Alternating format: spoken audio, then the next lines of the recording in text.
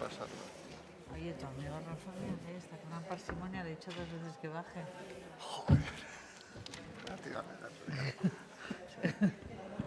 Rafa Ruiz, por favor. Baje a la mesa, Rafa Ruiz. Tú te pones aquí. Hola. ¿Os conocéis? No, Carla. Bueno, de vista de ayer, de verle aquí. Proyecto Mala Mujer. Cuidado con ella, ¿eh? Sí, bueno.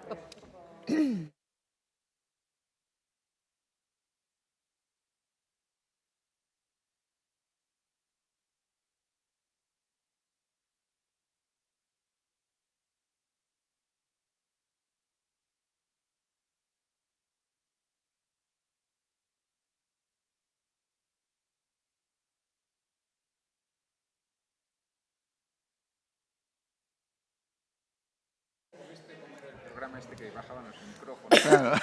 No, peor hay otro que se abre el suelo y te caes. ¡Ostras! Eso para el siguiente congreso. Eso ya. Que ponen la música de Es en Tiburón, la Coruña. banda Yo sonora me de encargo de Tiburón, dar el botón. para que la gente no se alargue. Vale, pues venga, vamos. Porque además es que hay que mirar hacia aquí, porque no hay pantalla. Sí, Mirando hacia sí, la verdad que... se ve. Si veis, eso, es la mano o algo así. O si no, directamente no podéis decir Bueno, 2 sí, minutos. Así. Querido Sebani. No, brome. A mi vera. Los puestos escoge un gesto un poco más. Vamos a elegir uno un Claro, poco que sea más. políticamente correcto, entre comillas. Quizás ofenda menos ese. Pues nada, vamos. Menos No, ofensivo. no, Alguno yo- puede ofender, Yo quería pero, ofenderte la broma. pero no a todos. Si haces el otro, ten cuidado. Claro, claro. Ay, tirándote los cuadernos. ¿Qué es esto? Ya, es que ahora, claro, hay que ir con pies de plomo prácticamente todo el tiempo. Sí. Pero bueno, esto es lo último antes de comer, ¿no? Esto es lo último antes de comer. Tampoco pasa nada por empezar. No digo porque tengamos más de 7 minutos, pero empezar un poco más tarde. No, y tampoco pasa nada porque si no se Buenos días. dejarle 10 minutos. Gracias por A las preguntas. estar presente en esta mesa de comunicaciones plenarias. El hecho de que esta mesa de comunicaciones esté un poquito separada del resto es porque el comité científico del Congreso, la evaluación que hizo, pues vio que a lo mejor estas podían aprovecharse de una manera por el contenido que tienen más, digamos, firme que otras. No quiere decir que las otras desmerezcan, pero simplemente era un poco también ajustar los tiempos porque, como habéis visto por el programa, el número de comunicaciones que se han recibido ha sido importante. Es uno de los congresos que más comunicaciones yo creo que hemos recibido. El que haya 5 mesas simultáneas esta tarde, pues un poco la importancia de lo que hemos tenido que analizar y de las comunicaciones tan magníficas que hemos recibido, que hemos tenido que evaluar. Bien, sin más, y no queremos entretenernos más, Nuria y yo somos los moderadores de la mesa y vamos a proceder ya al inicio de las comunicaciones. Va a haber 4 grupos de comunicaciones. Los 2 primeros grupos son de 4 ponentes.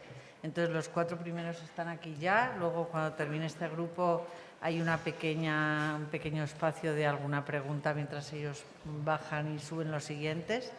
Y ya, por último, los últimos suben solamente los 3, ¿vale? Así que, nada, pues cuando queráis empezamos. Bien, empieza con ella. Vale, pues mira, la primera comunicación la va a presentar Alba Ferrer y trata sobre violencia de género en mujeres con trastorno mental grave en España. Así que, Alba, si quieres.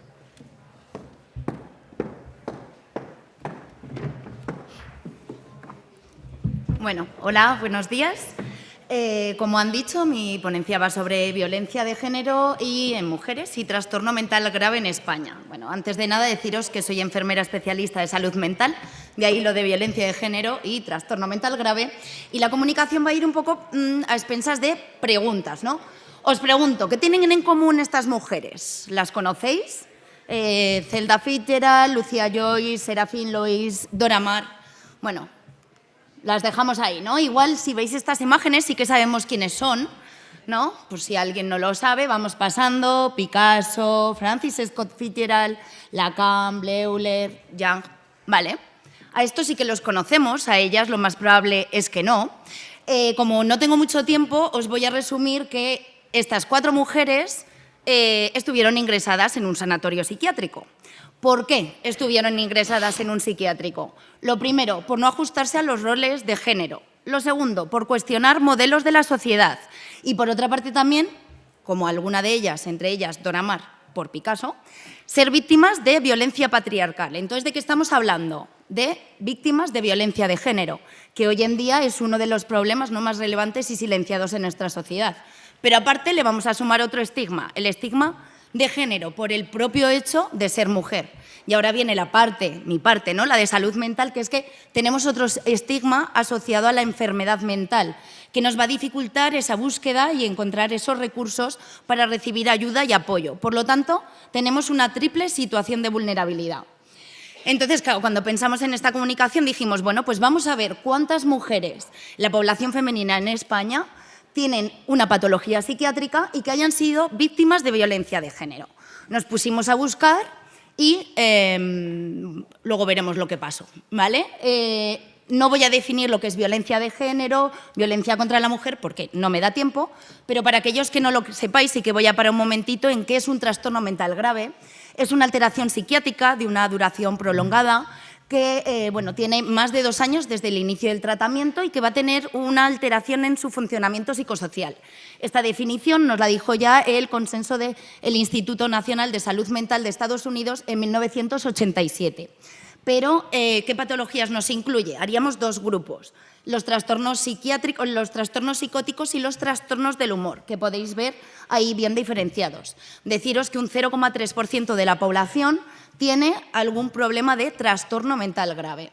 Entonces, pasamos aquí y decimos, vale, pues ¿cuántos datos hemos encontrado de mujeres víctimas de violencia de género y un trastorno mental grave? 0. No hemos encontrado ni un solo resultado en España. ¿Por qué?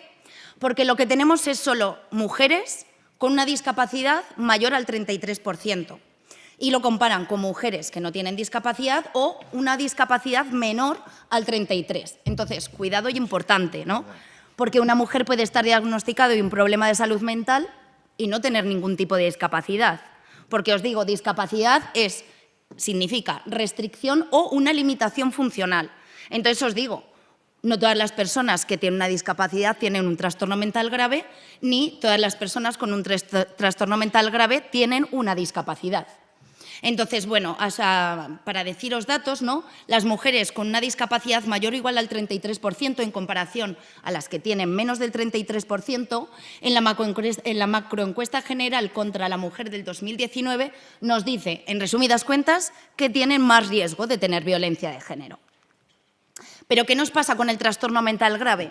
Pues bueno, que tienen entre 2 y 4 veces más riesgo de sufrir violencia de pareja, que alrededor del 80% han tenido en algún momento de su vida algún tipo de violencia, que 3 de cada 4 han sufrido violencia en el ámbito familiar y de pareja alguna vez en su vida, y que más de la mitad han sufrido violencia física y más del 40% violencia sexual. Entonces, ¿qué nos pasa, no? Cuando se define un hombre que tiene una patología psiquiátrica, pues tienes como ese estereotipo de, pues que son más violentos, son más agresivos. Ahora bien, ¿qué ocurre con una mujer que tiene un trastorno mental grave? Pues bueno, se puede decir, son unas desaliñadas, son unas vagas, son malas madres, son demasiado sensibles, incapaces, histéricas, inferiores. Entonces, ¿qué nos ocurre realmente? ¿Qué pasa? La sociedad, ¿qué nos dice contra estas mujeres de trastorno mental que tienen trastorno mental grave? Pues que muchas veces, cuando han sido víctimas de violencia de género, ven cuestionada su condición de víctimas. ¿No? Esto lo callamos. No. ¿Por qué? Pues mira, porque es que se ha podido descompensar. Ha tenido una descompensación psicopatológica o es que su comportamiento, como por su trastorno mental grave, ha sido la causa de que tenga esa situación, ¿no? Esa violencia. Pero es que, ¿qué ocurre a veces con los profesionales? Pues que se pueden amparar, ¿no?, en este mito de que lógicamente es una idea que carece de fundamento científico, de que puede descompensarse si esto se visibiliza. Entonces es que entramos en una rueda, una pescadilla que se muerde la cola de que no detectamos casos de mujeres víctimas de violencia de género con trastorno mental grave ni en el pasado ni en el presente, pero al final son estas las que tienen unas consecuencias físicas y psicológicas, lo que nos genera un círculo, como veis, muy difícil de solucionar. Entonces, quiero deciros esto, actualmente está en vigor todavía la Estrategia de Salud Nacional del Sistema Nacional de Salud y quiero que veáis esta línea estratégica 1, que es autonomía y derechos, de la atención centrada en las personas.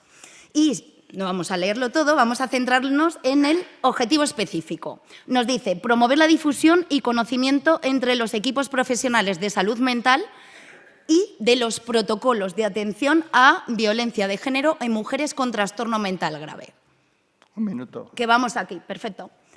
¿Cuál es la realidad en Aragón? Que no tenemos nada, pero es que no en Aragón, en España. No tenemos ni una guía de abordaje para estas mujeres ni ningún protocolo de actuación.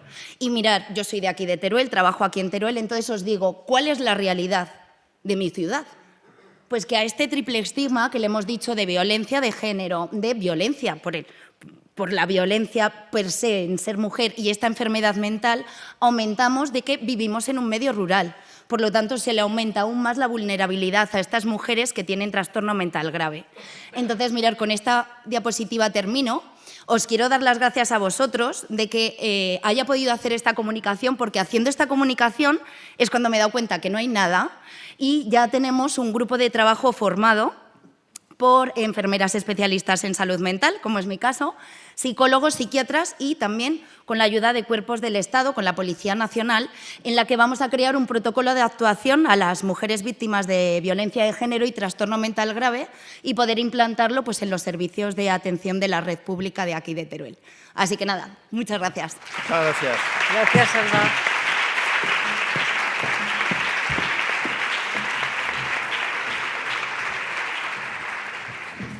Bueno, la siguiente comunicación es Violencia Obstétrica y Justicia. La presenta José Antonio Seoane.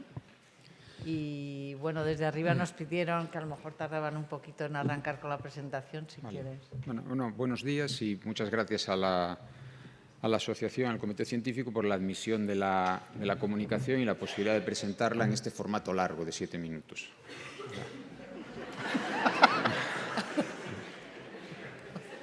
Es verdad. Ese es el largo. Violencia obstétrica y justicia.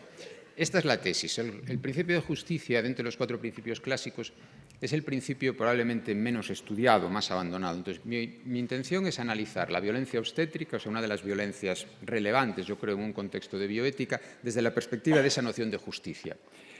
O sea, la tesis es muy clara. La violencia obstétrica es un caso de injusticia. Y es un caso de injusticia que afecta, porque lesiona valores y principios éticos, los 4 principios tradicionales o los principios europeos, si queremos, valores como dignidad, libertad, igualdad, integridad, intimidad, justicia o confianza, da lugar a modelos de relación paternalista, pensamos que estaban ya erradicados, no da lugar a la deliberación y medicaliza y patologiza el parto. Esto es un punto de partida. Pero lo que voy a hacer es analizarla no desde la perspectiva de la justicia distributiva, que es la habitual, sino de otras dimensiones de la justicia que también están presentes en el caso de la violencia obstétrica. La primera es la justicia estructural.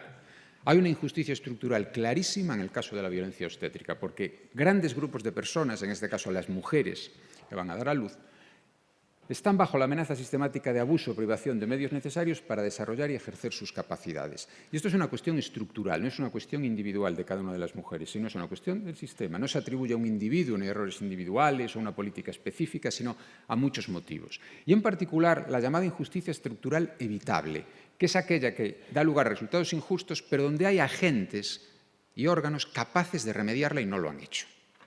En segundo lugar, la justicia como reconocimiento. Esto algo ya se ha hablado a lo largo de ayer y de hoy y tiene que ver con la ausencia de esas mujeres a la hora de determinar las políticas de atención. O sea, son personas que no solo en el ámbito intersubjetivo, sino en la perspectiva del reconocimiento individual, acaban minando la confianza, el respeto y la estima y a nivel intersubjetivo no son atendidas de una manera adecuada. La falta de reconocimiento, la falta de justicia como reconocimiento, que es una cuestión de justicia social, impacta después en la tercera dimensión, que es la justicia distributiva. La justicia distributiva se trata de asignar beneficios y cargas de una forma proporcionada, de acuerdo con un criterio de mérito. Bueno, están empleando una serie de criterios en el tratamiento del parto, del embarazo, del posparto, donde no se respeta probablemente los dos fundamentos más atractivos, me parece, por una teoría de la justicia distributiva, que es el enfoque de las capacidades y el enfoque de los funcionamientos seguros. Capacidades y, en particular, la salud física, en el decálogo de capacidades de Martha Nussbaum, y el enfoque de los funcionamientos seguros, porque habla no solamente de tener capacidad, sino que sea una capacidad que se mantenga en el tiempo y que sean alternativas razonables y seguras, no meramente formales. No basta decir que tienen derecho, que pueden hacerlo, sino que en la realidad eso se puede hacer efectivo. Más interesante también es la dimensión de la justicia contributiva. La justicia contributiva lo que analiza es cómo determinadas aportaciones al bien común o al funcionamiento de la sociedad no reciben el reconocimiento ni el valor que merecen. Y aquí estoy pensando en las matronas, fundamentalmente. Cómo en los equipos profesionales priman determinadas posiciones y se ocultan o se omiten otras cuya contribución es igual o incluso mayormente relevante para conseguir unos procesos éticamente correctos. La justicia epistémica, apenas estudiada en España, afortunadamente hay una autora que es Esther Massó, y habrá la oportunidad de disfrutar de ella esta tarde, ha analizado esto desde la perspectiva de la injusticia epistémica. ¿Qué es la injusticia epistémica? En realidad tiene que ver con la injusticia como reconocimiento. Si excluimos determinadas voces, lo que estamos es marginando y haciendo un diálogo incompleto, un diálogo errado. O sea, la injusticia epistémica lo que pretende es recuperar testimonios o determinadas formas de interpretar la realidad que no solo enriquecen el diálogo, sino que hacen posible un diálogo genuino de todas las personas afectadas. Por tanto, es también una cuestión de injusticia. Y hay una noción incluso más rotunda, si se quiere, más dura, que es la de Spivak, que dice que es violencia epistémica, que es la exclusión de determinadas personas del diálogo. No es simplemente no tener en cuenta su voz, sino excluirlas de forma radical. Pero también no quiero ser tan negativo. Hay opciones desde la justicia para resolver el problema de la violencia obstétrica. El tema de la denominación la discutiremos en otro momento, pero la violencia obstétrica puede resolverse con algo que ha aparecido en la primera mesa de hoy, que es la justicia restaurativa. La justicia restaurativa sirve para restañar y para resolver problemas y situaciones de conflicto muy intensas que no buscan una justicia retributiva, sino que buscan una justicia que permita recuperar la paz y la conciliación social. En este caso, un modelo de relación clínica razonable. Ponerse desde el punto de vista de la víctima, no desde el punto de vista del agresor o del victimario, del causante, y buscar eso, reconciliación, reconstrucción, en este caso, una relación clínica deliberativa y un respeto de los derechos y de los valores y la autonomía de las personas implicadas. Y, finalmente, algo aún más exigente, que enlaza, creo, con algunas intervenciones de hoy. Ha estado hablando de la justicia en su dimensión social, si se quiere, o institucional, pero hay una dimensión de la justicia que es la primera, la que nos ha enseñado Aristóteles, que es la justicia como virtud individual. Judith Sackler, que es una filósofa política, nos dice: hay situaciones que pensamos que son infortunios o malas circunstancias y otras que son propiamente injusticia. La injusticia activa, y en particular la injusticia pasiva, es la falta de reacción de la ciudadanía para corregir situaciones de desigualdad e injusticia por falta de coraje cívico. Me parece que esto es un caso de injusticia pasiva, donde hay un fallo cívico y un fallo profesional para evitar daños que se pueden evitar tanto por los profesionales como la ciudadanía. Y, por tanto, aunque es una justicia exigente como virtud, creo que es otra forma de resolver el problema de la violencia obstétrica desde la perspectiva de la justicia. Por tanto, creo que mi tesis de partida se puede confirmar. Hay respuestas para la violencia obstétrica basadas en la justicia más allá de la justicia distributiva. Lo que tenemos que hacer es identificar los valores éticos en juego y evitar su daño y construir auténticas relaciones clínicas deliberativas, diálogos cooperativos entre todos los profesionales, todas las profesionales y las mujeres usuarias, buena práctica clínica que no es solo indicación técnica, sino también respeto de los derechos de las personas implicadas y calidad institucional para el sistema de salud y calidad profesional. Muchas gracias. Muchas gracias, José Antonio.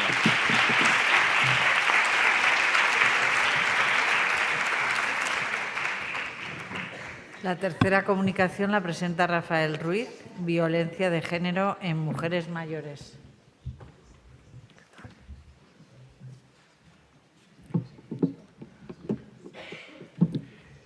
Buenos días. También toca agradecer al Comité Científico aceptar esta comunicación, que, como veréis, yo aparezco como segundo autor.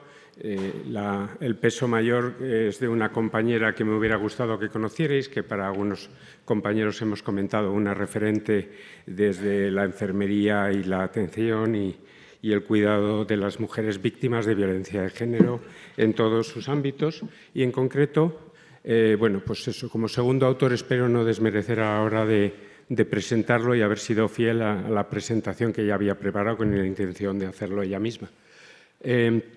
Entonces, el subtítulo da un poco ya pistas de por dónde van las propuestas que queremos plantear, ¿no? Miradas clínicas, silencios institucionales y las claves enfermeras para un cuidado, podríamos decir, o para una atención, que veremos que podría ser algo más que cuidado, incluso ética en atención primaria. Ambos somos enfermeros especialistas en familiar y comunitaria y formadores en violencia de género en Madrid. Y, como digo, ella referente en eso en ámbito nacional, cuando menos.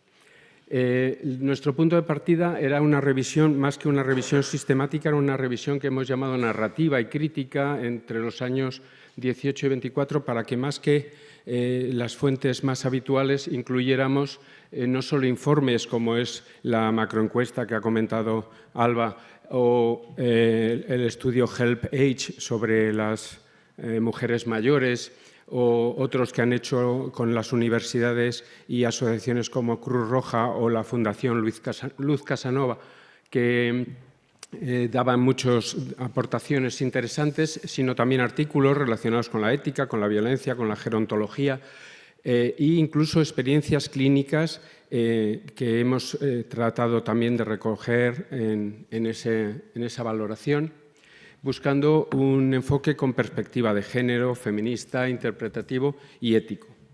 Y también reconociendo que el cuerpo de las mujeres, a veces en esos silencios que decimos, son un cierto archivo de memoria y de resiliencia o resistencia, si queremos. Bueno, siento que al cambiar de formatos, ¿verdad?, las presentaciones nos hacen estas jugadas. Bueno, los objetivos de esta comunicación son visibilizar los malestares de género en mujeres mayores, explorar la narrativa como herramienta clínica y ética que nos permite explorar esas cosas que muchas veces se silencian y que no se ven, o como decía la frase anterior, que todo merece escucha, no solo lo que somos capaces de diagnosticar, ¿no? Y reivindicar que la madurez femenina también es un espacio político y de resistencia. La revisión narrativa atendía a criterios como el género, la edad, la salud, la exclusión institucional, un poco en la línea de lo que comentaba ahora también José Antonio, y las categorías que fueron surgiendo tenían que ver, lo que me alegró mucho también el taller que participé con las compañeras ayer, factores de riesgo de mujeres que iban a poder sufrir maltrato, especialmente asociado a su edad, indicadores de ese mismo maltrato, las barreras a nivel personal, a nivel institucional para atención y una atención correcta de esas mujeres, las propuestas que daban ellas mismas y las competencias profesionales que de alguna manera deberíamos poner en marcha también o activar especialmente o reforzar, ¿no? Esto lo hemos intentado sistematizar en tablas analíticas. En el artículo que queda en el documento de las comunicaciones explica todo esto mucho más, para facilitar su estudio y su seguimiento. Y nos dieron también claves para la intervención profesional situada y que fuera también transformadora, o sea, que el cuidado también buscáramos que fuera transformador. Y entre los 5 ejes que nos dieron los resultados, pues ponemos indicadores comparativos. Pues las mujeres mayores denuncian menos, piden menos ayuda, utilizan menos recursos, aun siendo víctimas de violencia, en principio en igualdad que en otros grupos etarios, en igualdad de víctimas, ¿no? Y, sin embargo, completamente, en mucho menor medida, reforzadas o atendidas, ¿no? También ellas piden menos ayuda. Y las propuestas tenían que ver con educación, muchas cosas de las que han ido saliendo en estas mesas anteriores, ¿no? La educación ya en igualdad, ellas mismas proponen eso, ¿no? También ponen de relieve el maltrato institucional, la justicia que no protege lo que debía proteger, la desconfianza con el sistema sanitario, que ya comentamos también en el taller, esto que querrá usted con su edad, demasiado bien está, ¿no? evaluación y, las categorías clínicas que salían de ellos. Bueno, los factores, perdón, que me voy saltando las líneas, los factores que dificultan la ruptura. Hay mayor dependencia económica, hay muchos recursos que no tienen en cuenta sus características. Por ejemplo, casas de acogida piensan más, que no deja de ser importante, en las mujeres con niños pequeños, que no suelen ser el caso. En fin, hay mucha discriminación en estos sentidos y a ellas también les cuesta mucho romper la relación tóxica o violenta, ¿no? Luego surgen categorías clínicas y las competencias profesionales que deberíamos reforzar, como es la escucha activa, de lo que no se ve siempre, ¿no? De atención a lo narrativo de las mujeres. En fin. De ahí hemos sacado algunas pautas o algunas guías de actuación. Y, bueno, pues como decía, los hallazgos más importantes fueron la visibilidad de esta violencia, la normalización. Parece que es normal tener un cierto tiempo ya se me va. Que hay un cierto grado de violencia a ciertas edades, las escasas denuncias y las consecuencias para la salud. Ya termino. La violencia en las mujeres mayores se ve que es persistente, muy duradera en el tiempo, invisibilizada. Hay una desconfianza en las instituciones, un silencio, edadismo del ¿ves? El minuto me lo avisaba ya también.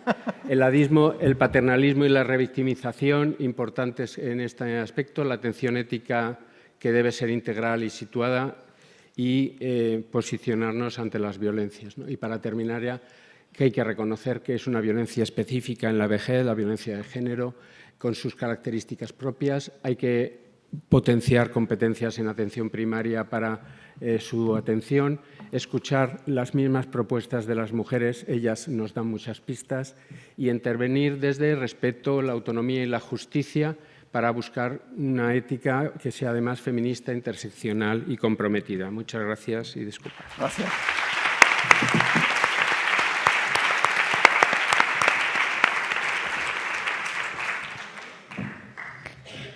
Vale, pues la última comunicación de este bloque, de este primer bloque, la presenta Carla Ayala. Es una comunicación con un título que no digamos es atractivo o diferente, Proyecto Mala Mujer. Hola, buenas tardes. Soy Carla Ayala. Junto a Pau Moscardo, trabajadora social de la comunidad terapéutica Balsa Blanca, que está en Enguera, en Valencia, hemos desarrollado este proyecto, Mala Mujer, Género, Adicción y Estigma, y bueno, vamos a hacer un resumen súper breve de lo que ha sido.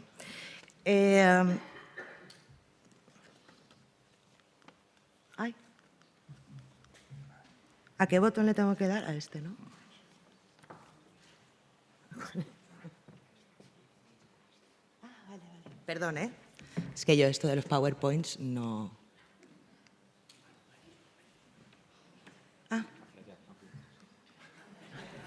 Vale, ya está, controlado, perdón. Balsa Blanca es una comunidad terapéutica gestionada por Eulen de régimen residencial dedicada a la deshabituación y rehabilitación de mujeres con adicciones. Ofrece un enfoque integral y transversal de apoyo para favorecer la recuperación y la inclusión social. Cuando piensan en una mujer adicta, seguro que les acechan mitos y prejuicios. ¿Cómo las imaginan? ¿Qué opinión tiene la sociedad sobre la mujer disoluta? Una mujer que bebe es como si bebiera un animal o una niña, escribió Marguerite Duras, y ella sabía de lo que hablaba, ¿eh? Aquí ven... ¿Qué está pasando? Uy, me da calambre. Vale. Aquí ven distintos significantes que las propias mujeres del centro señalaron en una actividad que realizamos con ellas en torno al estigma. A pesar de que la OMS reconoció la adicción como una patología hace más de 2 décadas, los juicios morales y los estigmas persisten. Las mujeres con adicciones, además de los prejuicios relativos al consumo, cargan con el peso de los estereotipos e ideales de buena esposa y buena madre atribuidos a su género, inconcebibles en el lumpen donde el imaginario sitúa a estas mujeres, a las que se considera a menudo monstruosas. Perdón. Madre mía, lo que estoy liando con el mando. Bueno, estos estigmas en ellas generan vergüenza y culpa, retrasan la petición de ayuda, aislamiento, falta de apoyo, discriminación con una mayor probabilidad de perder a sus hijos y la asunción e interiorización de estos mismos estigmas que son difíciles de desechar. Y ahora sí, Mala Mujer, que es nuestro proyecto, es un proyecto artístico y terapéutico en el que a través del collage las mujeres participantes pueden abordar los mitos, prejuicios y atributos con los que la sociedad las cataloga. Tras varias sesiones con talleres, charlas y debates, las obras se exponen al público en una muestra colectiva. El objetivo de dicha muestra es el de establecer un diálogo entre las malas mujeres y el público, acercándolo a una realidad que desconoce, pero que juzga, y empujándolo a cuestionar sus creencias sobre las mujeres con adicciones. Bueno, el resultado fueron 42 collages, pero no tenemos tiempo, así que hemos hecho una pequeña selección. Estas sesiones culminaron con varias exposiciones públicas donde se recogieron los collages, fotografías, objetos y testimonios que recorren historias personales y vivencias ocultas de las mujeres participantes. En ellos se pueden ver la denuncia y la crítica de todo aquello preestablecido, mediante palabras recortadas o escritas a mano que reflejan sus reflexiones, metas y deseos. Narran historias de violencia y consumo, pero también de aprendizaje y de evolución y cambio. Y llama la atención que aparecen constantemente ojos y miradas que acechan y vigilan, señalando el juicio constante y la mirada vigilante del otro. Con estas obras resignifican su identidad y reivindican su papel como mujeres diversas, más allá de los estereotipos. Aquí vemos un par de objetos amuleto, les llamamos, que escogieron las usuarias. Oye, no sé qué estoy haciendo.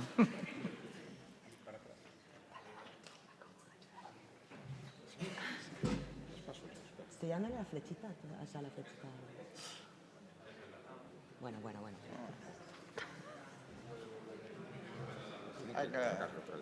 Igual la estoy liando yo sin querer. Es que ahora tenía que dar paso a un vídeo, entonces si sigo hablando no tiene mucho sentido. Vale. Bueno, estos objetos amuleto que escogieron las usuarias de Balsa Blanca para simbolizar el autoconocimiento, la superación personal y el camino hacia la autonomía también formaban parte de la exposición, estaban expuestos en unas vitrinas. Y ahora... Sí, el vídeo, porfa. La exposición que hoy inauguramos es mucho más que una muestra de arte. Cada obra, cada historia que verán aquí es un testimonio de valentía y resiliencia.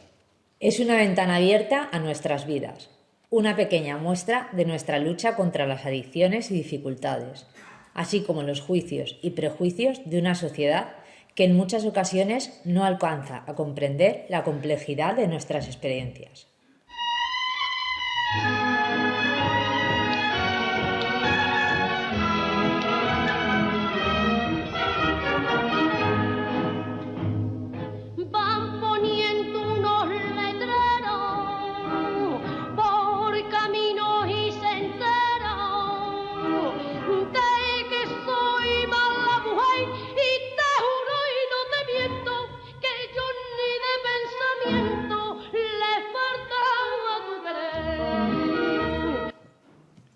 Bueno, en el vídeo...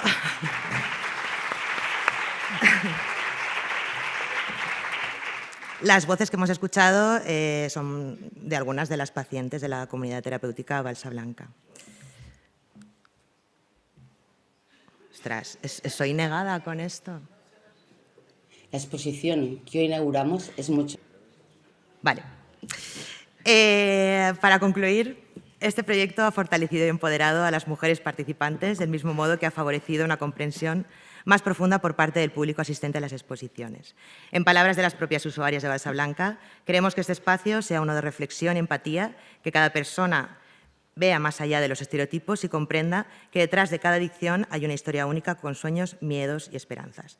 Bueno, queremos agradecer a la organización del Congreso, evidentemente no pasa la diapositiva, por invitarnos a presentar este proyecto aquí y a ustedes por escucharme y aguantar los problemillas técnicos y sobre todo a las mujeres de Balsa Blanca porque este trabajo es suyo. En nombre propio quiero agradecer a Vicent, que es el director de la comunidad terapéutica, y a Pau, evidentemente, porque ha sido el pilar maestro de este proyecto. Muchas gracias.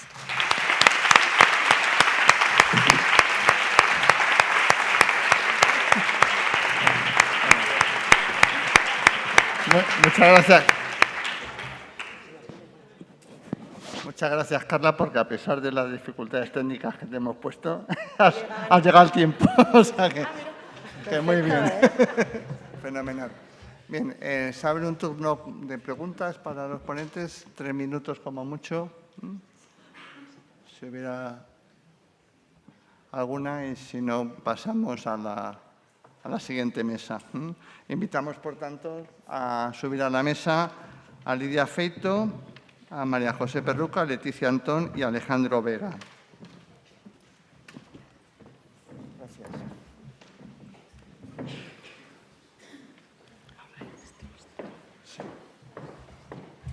Venga, yo me encargo de esto. Yo tengo con pantalla permanente para que no, entonces que es solo darle... Vale. Muy bien. Perfecto. Pues la primera comunicación en este segundo bloque es la que presenta Lidia Feito Grande. El título es Realidad virtual y salud mental en entorno forense. Un proyecto de investigación para generar guías éticas. Gracias. Pues muy buenos días. Muchas gracias al Comité Científico por aceptar esta comunicación. Este es un proyecto de investigación que estamos desarrollando a las personas que ven aquí abajo. Javier Júdez, Tomás Domingo Moratalla, Blanca Rodríguez López, Marcos Alonso Fernández y Rosana Triviño Caballero, algunos están aquí.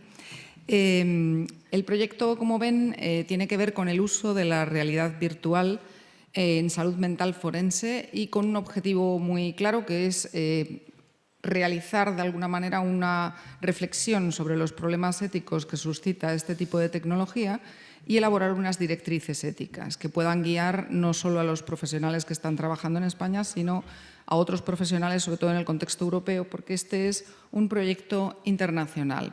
Este es un proyecto de la parte de Eranet Neuron, que son unos proyectos europeos que trabajan con temas de neurociencia. Y, como ven, es un proyecto que tiene varios nodos, varios grupos. En concreto tenemos 2 grupos alemanes, un grupo suizo y 2 grupos españoles, uno radicado en Madrid y otro en Murcia. Y ahí están los nombres de los investigadores principales de cada uno de esos nodos y del investigador principal, que es Mate Scholten.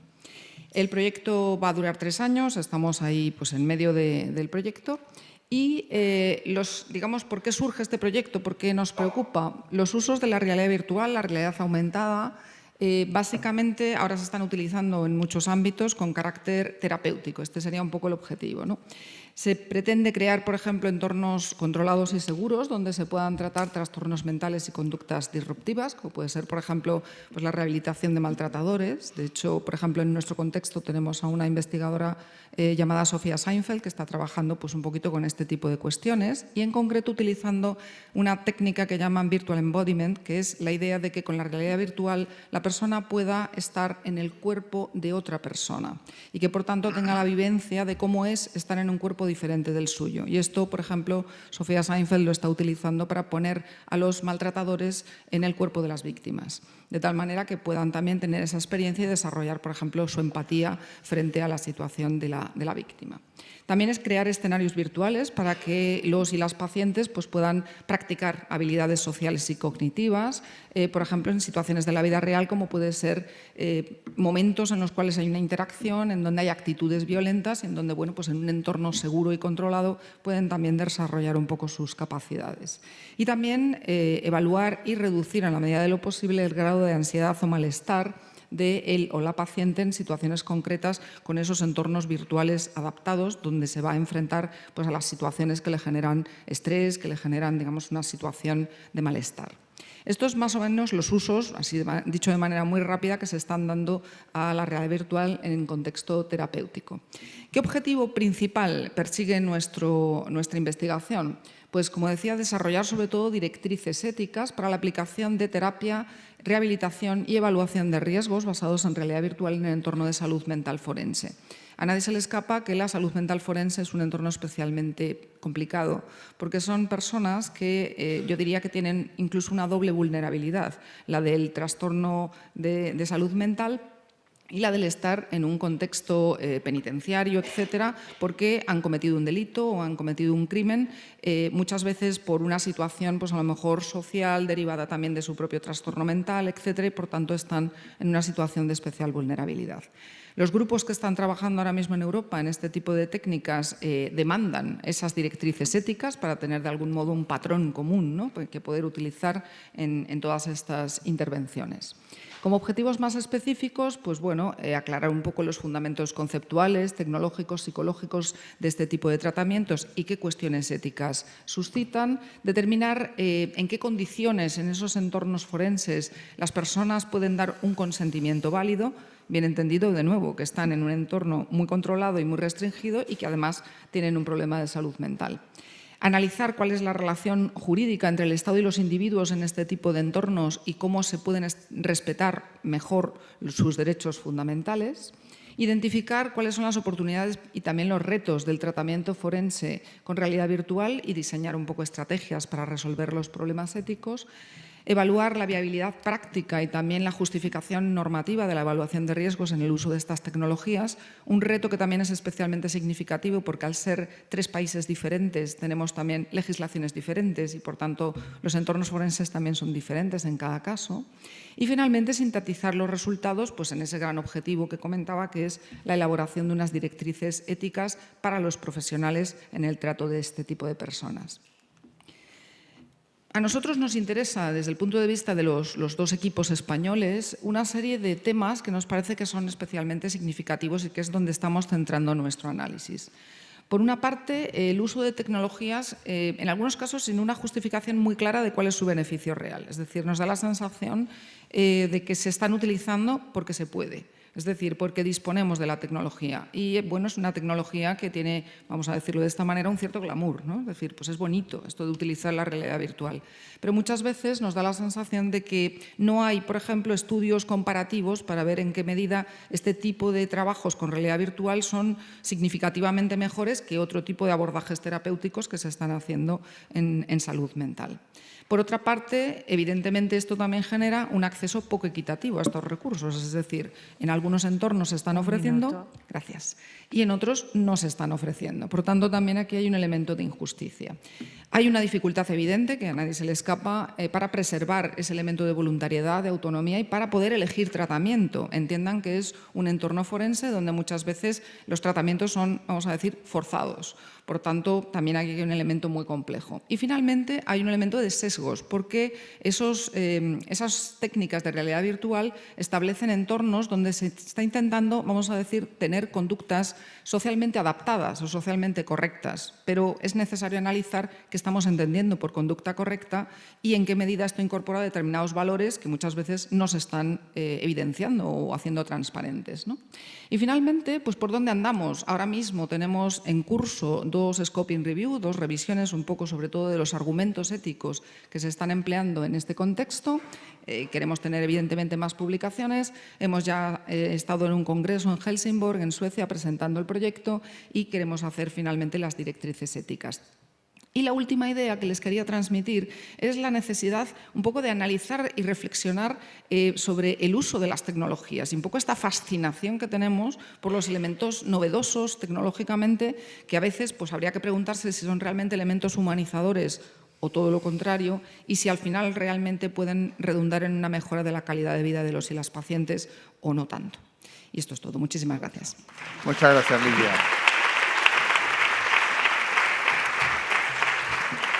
A continuación, María José Perruca nos va a presentar la comunicación Programa de Prevención del Suicidio en una empresa de servicios.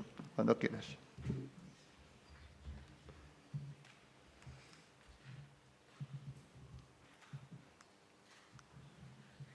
Estamos con él.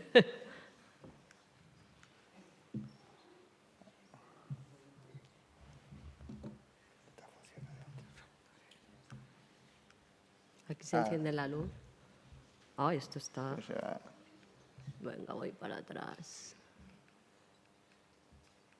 Dale. Y la primera no. Bueno, ok.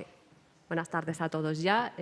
Muchísimas gracias al Comité Científico Organizador por la posibilidad y el espacio de poder compartir de alguna forma el programa de prevención de suicidio que con tanta pasión hemos desarrollado desde el año 2022.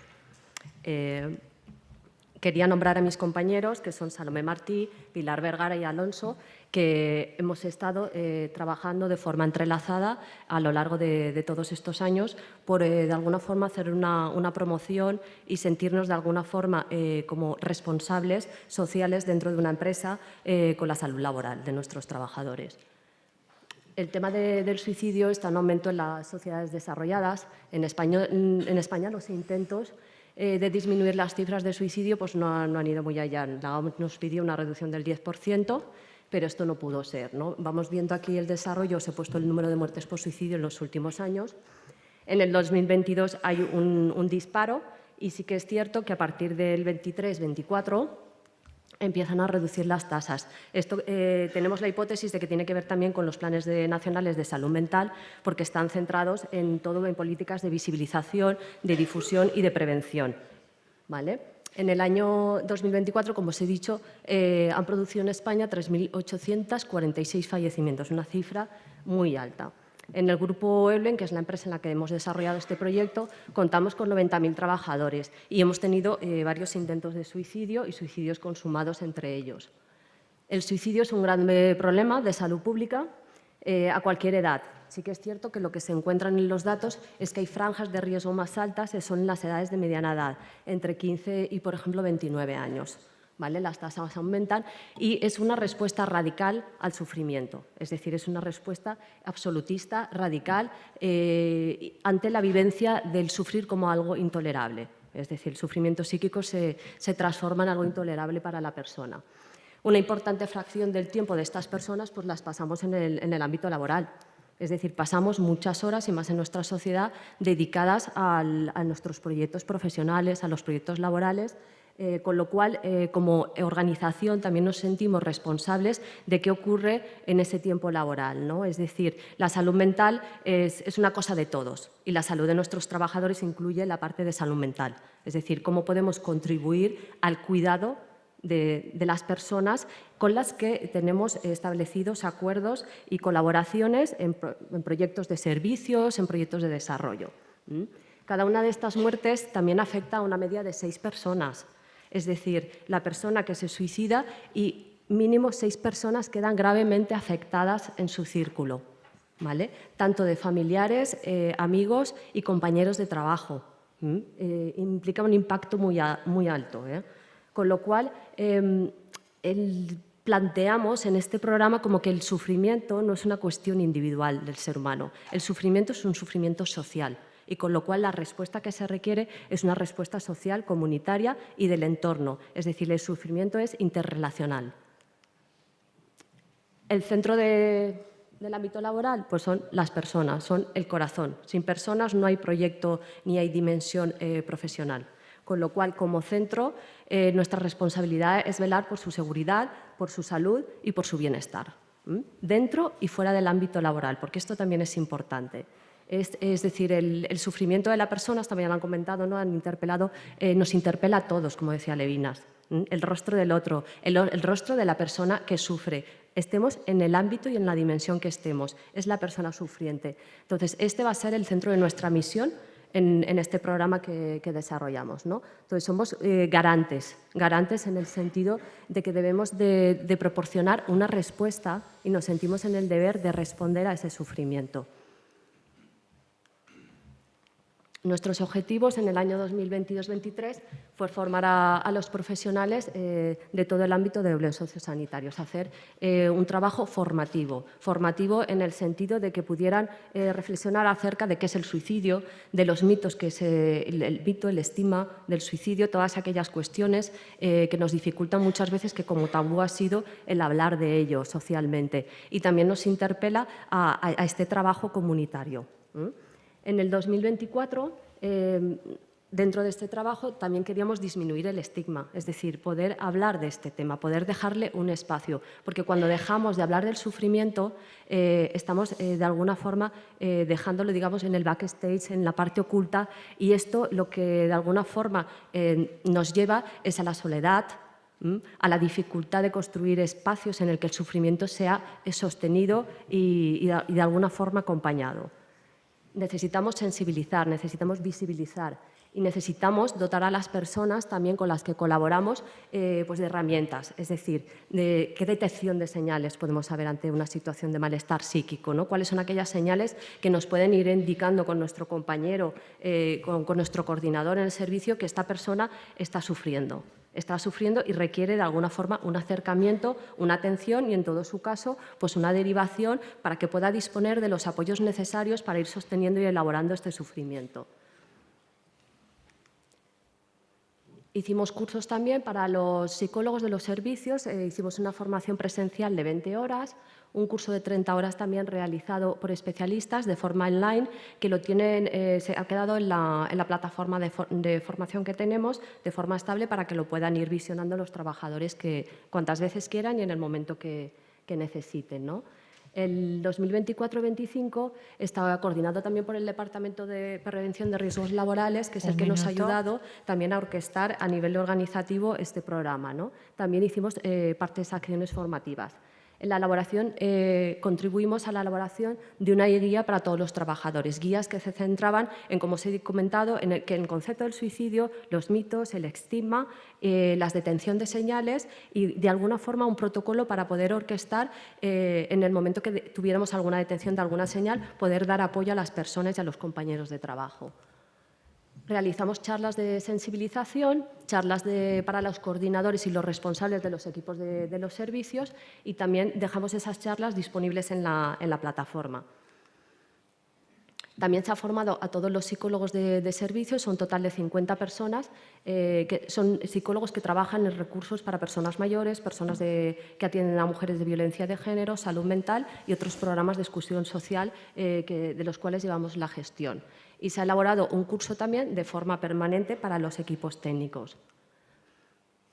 La elaboración de la guía, como os he comentado, el consenso y la redacción, porque esto nos llevó a tener que sentarnos a pensar, a planificar, a reflexionar a qué vamos a hacer cuando detectemos una señal. Pues bueno, dentro de este trabajo llegamos a un consenso y a una redacción de un procedimiento, ¿vale? ¿Qué procedimiento vamos a seguir en caso de una situación de detección de riesgo? Y elaboramos también un material para utilizar las charlas de difusión. Hemos formado a más de 1000 trabajadores de oficinas, hemos hecho charlas de 90 minutos abiertas, charlas para 200 profesionales y grabaciones. Tras las charlas José, se ha informado... tienes que ir terminando ya, Terminamos, por favor. ok. Se ha solicitado acceso por más de 200 trabajadores a la formación. Y bueno, en conclusión, para ir terminando, llegamos a la conclusión, que era parte de nuestra hipótesis, de la necesidad de poder concientizar sobre el suicidio, implementar medidas de prevención, informar y visibilizar, estar atentos y responsables a la salud de los trabajadores, y que los programas de prevención de suicidio pues sí que contribuyen a la disminución de las tasas de mortalidad por suicidio. Y bueno, como decía María Zambrano, hay acciones minúsculas destinadas a un incalculable porvenir. Así es que muchas gracias. Muchas gracias.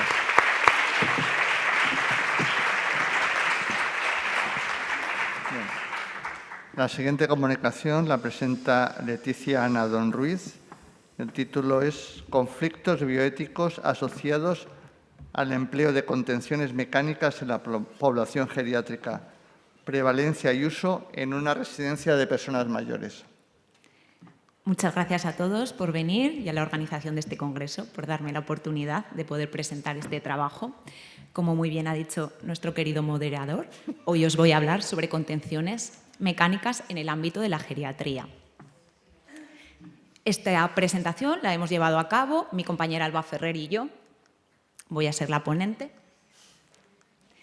Y bueno, primero explicar un poquito la dinámica social española, que se caracteriza por una prolongada esperanza de vida. Todo ello unido a una gran longevidad, que nos aumenta la mayor discapacidad y dependencia, ¿no? Por lo tanto, en los últimos años hemos visto que hay una elevada demanda del sector de residencias de personas mayores. En estas instituciones, el uso de contenciones mecánicas pues, ha tomado gran protagonismo. ¿Qué sería una contención mecánica? Pues llamaríamos contención mecánica a cualquier medida física que, aplicada de forma consciente sobre un usuario, impide cualquier tipo de movimiento. ¿Vale? Importante recalcar que las contenciones mecánicas no son medidas terapéuticas, no nos van a curar ninguna patología y, por tanto, son medidas excepcionales y su uso tiene que estar muy relegado a unas situaciones concretas que os explicaré a continuación. Bueno, un poquito unas imágenes del tipo de la diversidad de contenciones mecánicas que existen, ¿no? Encontramos manoplas, cinturones abdominales, cinturones pélvicos, barandillas en cama, pijamas mono, sábanas fantasma, etc. Y bueno, el uso de estas contenciones no es inocuo, representa grandes riesgos, tanto físicos para el paciente como serían heridas, laceraciones, úlceras por presión, procesos de tromboembolismos, asfixia, incluso muerte súbita, ¿vale? Y también riesgos psíquicos, porque aumenta pues, estados de ansiedad, depresión, tristeza, miedo, etc.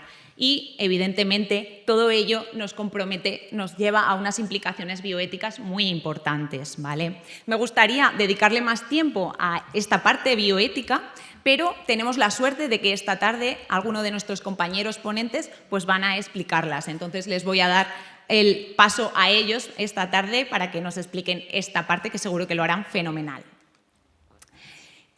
Todos los principios y valores que se ven comprometidos con el uso de las contenciones mecánicas los encontramos protegidos en nuestra legislación española, ¿vale? Sin embargo, a nivel estatal no encontramos nada, ninguna norma que nos regule el uso de contenciones mecánicas. Sí que algunas de nuestras comunidades autónomas pues, bueno, han regulado este uso pues, de manera pues, con protocolos o algunas ciertas normativas internas. ¿Qué pasa en Aragón? Pues en Aragón tenemos el protocolo de buenas prácticas en el uso de medidas de sujeción en el ámbito domiciliario y centros asistenciales y sociales y sanitarios. Este protocolo data del año 2019, está renovado ese año y nos dice que su uso está indicado en conductas que suponen un riesgo para los pacientes, para su propia integridad, para la integridad de un tercero o del entorno y importante para el mantenimiento de programas terapéuticos y si el paciente quiere que se le contenga a petición propia. Estas siempre deben ser pautadas por un médico responsable del paciente, pero en situaciones de urgencia podría ser pautada por otro facultativo o incluso por los equipos de enfermería que posteriormente deberían comentarlo con el facultativo responsable.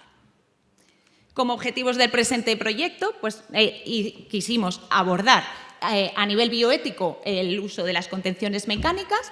Además, intentamos determinar la prevalencia de uso de contención mecánica en una residencia pública de la localidad de Teruel y documentar cuáles son los tipos de contenciones más usadas en esta residencia para, posteriormente, también analizar el por qué se está conteniendo a estos ancianos.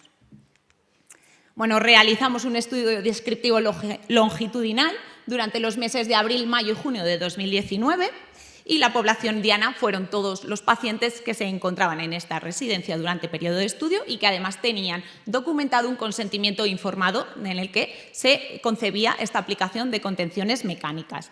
Estas fueron las variables que recogimos, que bueno, tuvimos ciertas dificultades porque encontrábamos para el mismo paciente dos documentos diferentes, uno en el servicio de enfermería de cada una de las plantas y otro en el servicio de terapia ocupacional, que eran los que surtían de las contenciones mecánicas homologadas. Como resultados encontramos una prevalencia pues, importante de alrededor del 71% y el tipo de contención mecánica más utilizada fue la barandilla en la cama, ¿vale? Que llegaba a una prevalencia del 43%. Punto importante, que también obtuvimos un resultado de que un 49% de los residentes tenían el consentimiento informado en el que se permitía el uso de varios métodos físicos a la vez. Y el motivo más importante para contener a estos ancianos fue el riesgo de caída, seguido de la manipulación y de la hipotonía corporal. Vale.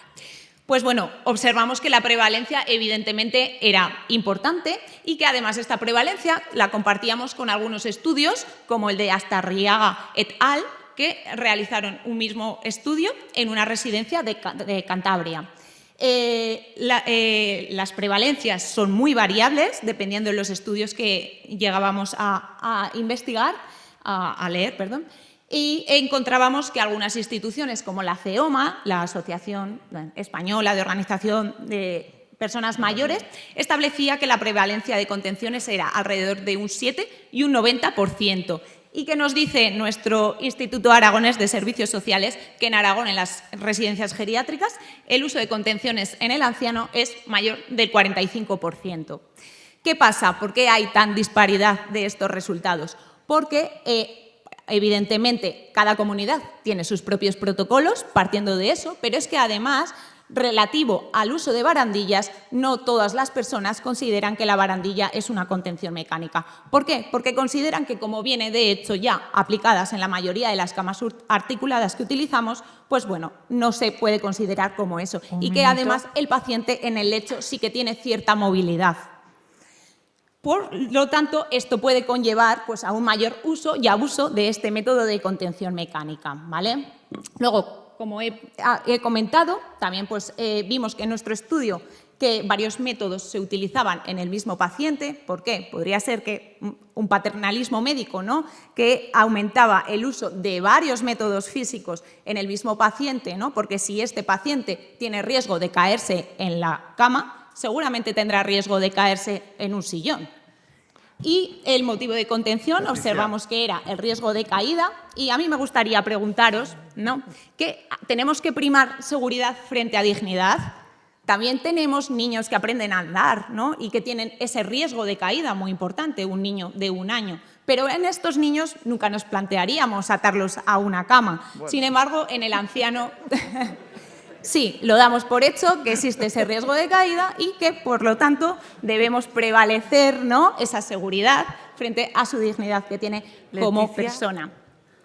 Y encontramos también que la segunda causa fue la manipulación, en el que el protocolo de Aragón dice que la manipulación del pañal se puede considerar como causa de contención mecánica.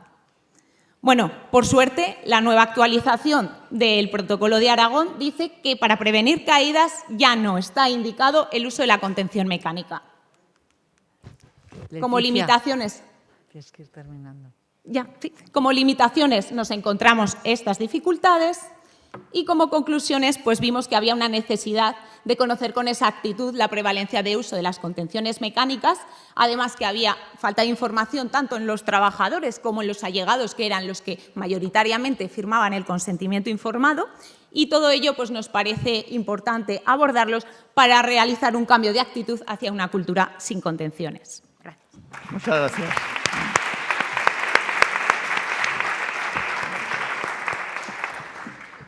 Terminamos este segundo bloque de comunicaciones con la que presenta Alejandro Vega Hernández, cuyo título es Del protocolo a la compasión, decisiones nutricionales con sentido en la demencia avanzada. Cuando quieras. Muchas gracias al Comité Científico por permitirnos traer un poquito de alicios a la tierra del Cierzo. Con este título tan evocativo, vengo a traerles pues, lo que ha estado enmarcado en mi comité de ética en los últimos 2 años, unos meses de elaboración y 1 año entero ya que llevamos difundiéndolo y llevándolo a todos lados. Que quede claro, el trabajo no es mío ni mucho menos, somos un equipo multidisciplinar. Además de los miembros del comité, tiramos de expertos del complejo en diferentes áreas. Y este es el nombre aséptico, porque al final somos un entorno hospitalario. Ojalá pudiésemos haberlo llamado Decisiones Nutricionales con Sentido, pero es una guía clínica de nutrición en pacientes con demencia avanzada. La humanización a lo mejor puede llegar a los títulos de los documentos. Y pues alguien puede decir, ¿por qué un comité de ética está haciendo una guía clínica? Bueno, todo parte de un caso. un centro sociosanitario, un médico, nos contacta como centro de referencia porque hay una familia que le está insistiendo, él se está sintiendo forzado a iniciar una nutrición enteral por una gastrostomía en su familiar. Y claro, él dice, es que lo están viendo en todo el resto de pacientes de la misma planta, todos los demás están nutriéndose así, y yo sé que esto no va a ser bueno para el paciente, mi criterio está claro, pero siento esta presión de la familia y la verdad es que me están haciendo incluso llegar a dudar. Y aquí estamos viendo un conflicto servido en un campo ya sembrado, que no es único, nuestro día a día. Pero es que en realidad es natural, porque tenemos enfrentadas la visión del cuidado de la familia, esa familia que se preocupa por la persona, la visión profesional de esto al final es un tratamiento y ese tratamiento tiene sus consecuencias, sé todo lo malo que va a traer, estoy intentando evitar la obstinación terapéutica como profesional. Y en este caso todo se traduciría en el tratamiento de nutrición enteral, pero vamos, que es sustituible por una diálisis u otro tipo de soporte. ¿Qué falta en esta diapositiva? El conflicto ha desplazado a la persona, al paciente, del centro. Y eso es lo que pasa cuando llegan estos casos a los comités de ética. Esto nos hizo darnos cuenta de la necesidad de no dejarlo solo en un caso y ejemplificarlo, no. Teníamos que tener un documento para ser proactivos y no dejar que los casos lleguen a nosotros, sino adelantarnos a su formación. Porque en realidad es un caso de bioética. Aquí tenemos la visión de la familia. Lo que la familia pretende es cuidar bien a su paciente, a su familiar, quererlo hasta el final, prolongar su vida si es posible. Y lo hacen buscando una beneficencia clara. ¿Qué es lo que sabemos nosotros? Que en realidad la evidencia científica, y esto hay una gran unanimidad en todo el review que hicimos, es que le vamos a traer problemas. Llega un punto en el que la disfagia en la demencia avanzada no tiene otra actuación que darle nutrición enteral, pero es que la nutrición enteral no va a ayudarle para nada llegado a cierto punto. Entonces, otro principio que tomamos, la autonomía. El paciente desaparece. Y además desaparece de una manera triste porque es una crónica anunciada, ¿no? Sabemos a dónde va a llevar una demencia y sin embargo seguimos fallando en llevar adelante las manifestaciones anticipadas de voluntad o una mínima planificación compartida de cuidado para que ese paciente, esa persona tenga su voz llegado el momento que se sabe llegará, no va a poder hablar. Y de justicia hemos hablado más que suficiente, pero es que tenemos que seguir hablando. Tenemos que seguir hablando de justicia. Porque al final somos gestores de unos recursos finitos. La ley lo tiene claro, esta es una ley canaria, pero toda nuestra legislación nacional, lo repito una y otra vez, en muchos casos como este se podrían solucionar solo señalándole al profesional, que lo tiene claro pero está dudando. La ley te ampara, lo dice clarito. No iniciar o retirar está dentro de tus competencias, a veces es necesario. Entonces, ¿qué hicimos? ¿Qué nos pusimos como objetivo? Pues crear una guía en la que el profesional tenga claro cuál es el punto a partir del cual estaríamos hablando de obstinación. En este caso es un criterio clínico bastante unificado ya a nivel científico. Cuando usando las escalas EDS-FAS se llega al estadio 7 o 7C más en concreto, hay que pasar a un enfoque de confort. Simple como eso. Con medidas como esta, que al final, ¿qué estamos hablando? De una adecuación del esfuerzo terapéutico. Eso es, pero tenemos que recordárselo a nuestros profesionales. No pasa nada, pero vamos a hacerlo antes de que lleguen los problemas. ¿Y qué quisimos darle de especial a esta guía? Que fuese integradora, que todos los recursos estuviesen ahí. No enlazarle, no nombrarle normativas, no. Vamos a poner todo esto dentro, vamos a ponerle las escalas que puedes utilizar, vamos a ponerte recursos a los que puedes acudir. Vamos a recordarte, oye, pues revisa esas polifarmacias, revisa esas analíticas. Una guía para elaborar un plan nutricional, porque no queremos que la guía se utilice al final, queremos que se utilice en todo el proceso, entonces en algún momento habría que hacer un plan nutricional. Y además vamos a añadir cosas para que tú tengas recursos para esas comunicaciones difíciles con la familia. Vamos a darte material concreto que tú puedas llevar a la familia y usar con ellos en esas conversaciones que sin duda van a ser difíciles, pero no por difíciles podemos evitarlas. Sobre todo en los recursos para el abordaje familiar nos centramos en la comunicación. Una comunicación que debería iniciarse desde el momento cero y que el paciente, la persona, estuviese incluida. Que esa persona nos ayudase en todo el proceso hasta el momento en el que la progresión de la enfermedad le dificultase eso. Y por supuesto otros apoyos externos. y cosas concretas para las recomendaciones de los familiares. Hay incluso un anexo sobre la dieta antifagia y cómo hacer la consistencia de líquido. Hasta esos niveles hemos llegado de complementar la guía para que sea útil en todas las fases del proceso. Para concluir, ¿qué nos demuestra esta guía? Pues primero que la demencia avanzada en nuestra sociedad supone una muerte biográfica y social antes de que llegue la muerte biológica. Eso nos enseña y eso tenemos que concienciar al personal y a la familia. Segundo, que la disfagia está ahí, es una progresión natural y que en algún momento toca el confort. Y hay que priorizar algunas cosas. Primero, el paciente. Desde el principio, que esté ahí y que sea una alimentación personalizada todo el tiempo que pueda. Que desde el principio tengamos las conversaciones difíciles, porque si no puede que perdamos la oportunidad y realicemos las manifestaciones anticipadas de voluntad y planes de cuidados compartidos. Que nuestros profesionales tienen que aprender y tienen que seguirse formando y tienen que leerse las leyes. Y la familia. Necesitamos comunicarnos con la familia, necesitamos compartir información, necesitamos saber de comunicación y llevarla a la práctica. Estas son las conclusiones de la guía, pero ya el grupo de trabajo, pues además hemos seguido, estamos recabando datos para ver el impacto que ha tenido, seguimos todavía difundiéndolo, ahora nos vamos a acercar a los centros sociosanitarios de nuestra área de salud y queda mucho camino por delante, pero hay que hacer trabajo proactivo. Gracias. Muchas gracias, Alejandro.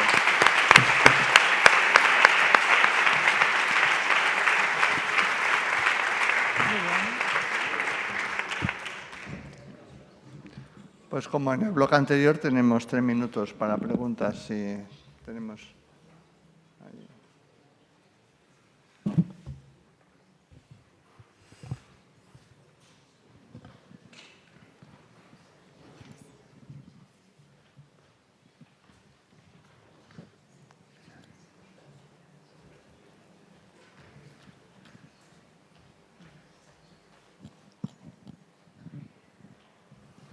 Agradeceros a todos los de la mesa, pero solamente voy a hacer una pregunta que es una de las que me parece a mí que me preocupan bastante y va dirigida a Lidia Feito.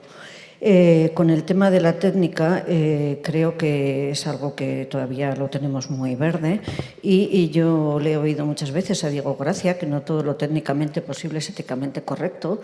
Entonces, cuando dices tú, que tú ya lo planteas, lo que es tener conductas entendiblemente correctas. A mí me preocupa mucho eso. Porque yo sé que en un congreso que hicisteis sobre técnica, sobre inteligencia artificial, se vio un experimento que se hizo que en alguna persona que estaba con una demencia le implantaron algún chip y luego le habían cambiado concretamente, le habían cambiado su forma de actuar y él estaba muy a disgusto con esa forma de actuar. Entonces, me gusta que se pueda llegar a hacer esto, pero no tenemos que tener muchísimo cuidado con lo que podemos llegar a hacer. Gracias. Claro, mi preocupación y la del equipo va un poco en esta dirección, ¿no? Es decir, evidentemente cuando nosotros intentamos de algún modo reconducir una conducta que socialmente no es aceptable, estamos, digamos, a veces de manera no transparente o no evidente, promoviendo determinados valores que creemos que son los correctos en la sociedad. Pero falta una reflexión sobre si realmente esos son los valores correctos, porque pueden ser simplemente valores normalizados, pero a lo mejor no son del todo correctos y no dejan a lo mejor una iniciativa también personal, efectivamente, como yo quiero vivir la vida. Es decir, ese espacio entre lo que es terapéutico y por tanto aparentemente incuestionable, porque está sobre todo promoviendo la salud de las personas, puede ser un modo de amparar una especie de elemento acrítico sobre qué conductas son las que hay que promover. Y me parece que este es un elemento capital que tenemos que reflexionar sobre si, bueno, pues a lo mejor también, en fin, ya ha habido mucho debate en la psiquiatría también, ¿no?, sobre qué son conductas socialmente no aceptables o conductas disruptivas. Y a lo mejor esto tenemos también que plantearlo en el uso de tecnologías, que eso simplemente lo están dando como por hecho, ¿no?, por decirlo de esta manera. Gracias.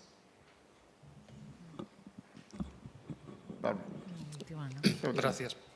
Pregunto mucho. En el año 2015, la Ley 41/2002 de Autonomía del Paciente sufre un cambio en pleno verano, con alevosía y nocturnidad casi, donde cambian dos cosas. Una es la edad de la interrupción voluntaria del embarazo, que de los 16 sube a los 18 para poder consentir, posteriormente se corrigió y vuelve a ser a los 16, pero hubo otra que no fue cambiada.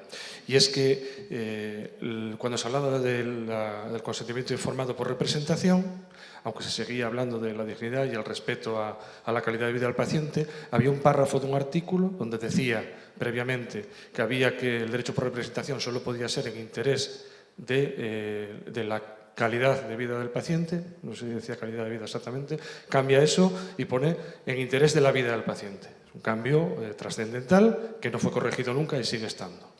Esto, en casos como el que estamos viendo, hay dos de las comunicaciones son sobre pacientes en situación de demencia, por lo tanto tiene que haber un consentimiento por representación.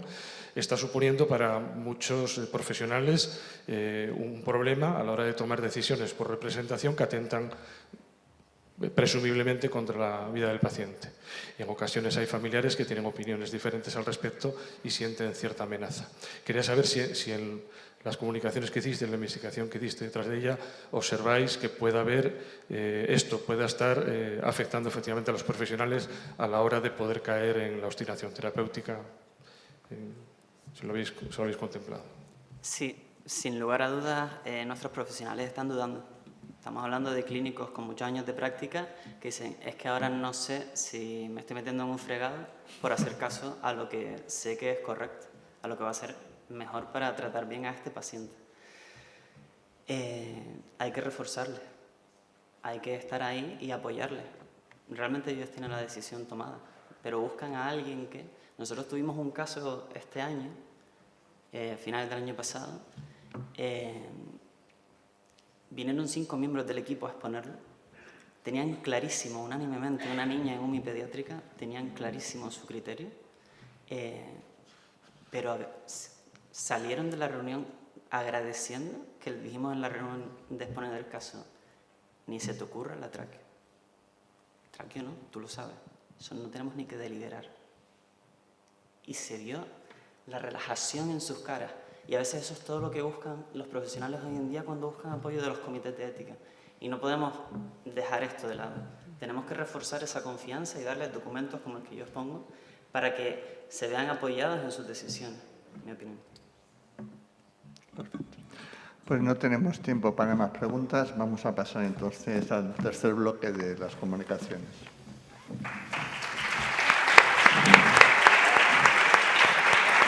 Por favor, que suban Sonia Escribano, Taira Velasco y Teresa Esteban.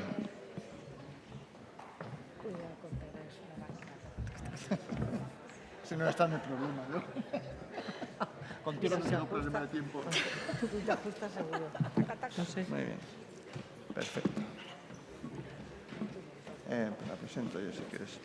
Bien, la primera comunicación la presenta Soria Escribano Martínez y el título es La confidencialidad en la era digital, un desafío ético, legal y deontológico para los profesionales de la salud. Cuando quieras. Hola, buenos días. Mi nombre es Sonia Escribano. Soy vicepresidenta del Comité de Bioética de Castilla-La Mancha y al mismo tiempo vocal de la Comisión Deontológica Nacional de Enfermería. Y bueno, esta comunicación que presento nace en el seno de la Comisión Deontológica Nacional. Bueno, la confidencialidad protege la información personal sanitaria de los pacientes, asegura su privacidad y también es la base del sistema sanitario y también de la relación sanitario-paciente. Sin embargo, en los últimos tiempos ha caído en una paradoja. Por un lado, la digitalización de los servicios de salud favorece una interconexión de múltiples tecnologías y, al mismo tiempo, los hace más cibervulnerables. Por otro lado, en la última década se ha desplegado un amplio marco normativo con legislación específica y también general que intenta regular todo este marco normativo también en el ámbito sanitario. Y, finalmente, en la práctica clínica, se incorporan dispositivos digitales y nuevas modalidades de atención sanitaria y, al mismo tiempo, nunca fue más fácil acceder, copiar o difundir información sensible. Y es que estamos a un simple clic de ratón o de móvil para producir una vulneración de la privacidad o una brecha de seguridad. Bueno, hace apenas 2 décadas, y no hace tanto, nuestro entorno era en gran medida analógico. La comunicación se sujetaba en el boca a boca, en la discreción personal y en el control físico de los documentos. Sin embargo, en ese contexto la información permanecía donde se escribía o donde se decía. Hoy el escenario es completamente distinto. En el mundo digital la comunicación se ha convertido se ha diversificado. Cuenta con registros electrónicos, con archivos en la nube, con datos que viajan constantemente.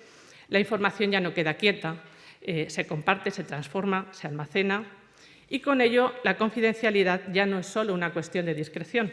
Ahora también depende esta seguridad tanto de la seguridad informática como del uso de las contraseñas o de la protección de los propios sistemas. Por eso es fundamental que comencemos a hablar de la confidencialidad en un término más amplio, como es la seguridad de la información, que integra 3 pilares esenciales: la confidencialidad, como la conocemos de ese mundo analógico, pero también la integridad y la disponibilidad de los datos. Y es que la sociedad vive a día de hoy en una conexión digital constante.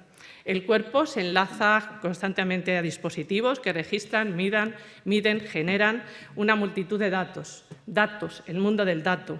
Datos que son también objeto de análisis y de gestión por parte de los propios profesionales sanitarios.